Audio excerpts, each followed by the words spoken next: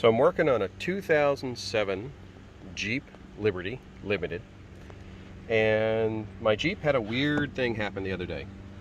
4 o'clock in the morning after a heavy rainstorm, actually a long night of rain, the horn went on and stayed on by itself. Like I said, at 4 in the morning, so it was a fun thing to go fix. I couldn't get it to stop. Hit the horn button, no change, nothing like that. Wound up running out to the battery terminal, you can see it there, pulling the negative battery terminal just to get the car to stop at 4 in the morning.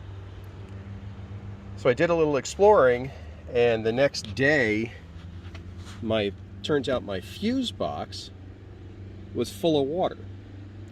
And if you have a Liberty, you know this little kick panel comes out. The relays back in there, they're a little hard to see right now, but they're back in there, which took me, there they are, which took me a while to figure out where they were. They had a bunch of water in them as well. Turns out, almost lost a screw. Turns out that the Liberty has this hose that runs all the way up the side here. You can see it's this black piece of tubing. It's a little hard to focus on right now. We'll see if we can't help that out a little. There we go. And that black piece of tubing runs from the sunroof drain all the way down to the drain underneath the car. Well, what seems to happen is, on some of the Jeep models, this tube isn't the same type of plastic. It's more of a, I almost want to say a corrugated style plastic, and it dry rots over time. This isn't the same, but what it seems to do is it seems to shrink. And when it shrinks, it pulls itself free from the top where the drain is.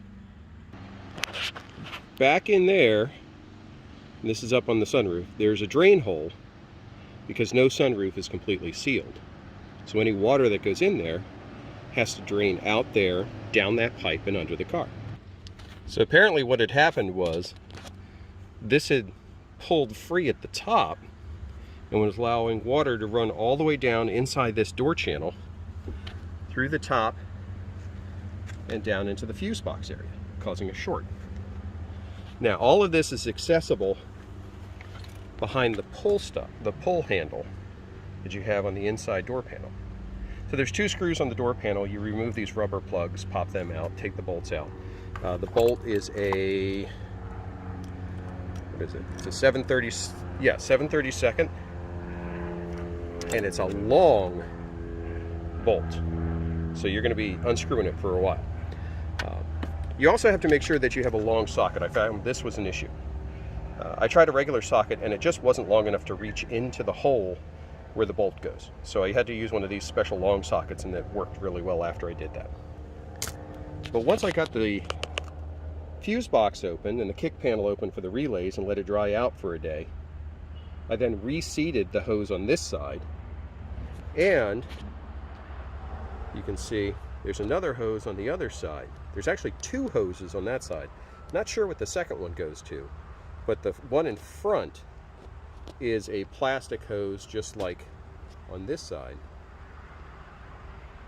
You can see there it's the same type of plastic. That also had dropped down, and I was collecting water in the footwell of the Jeep.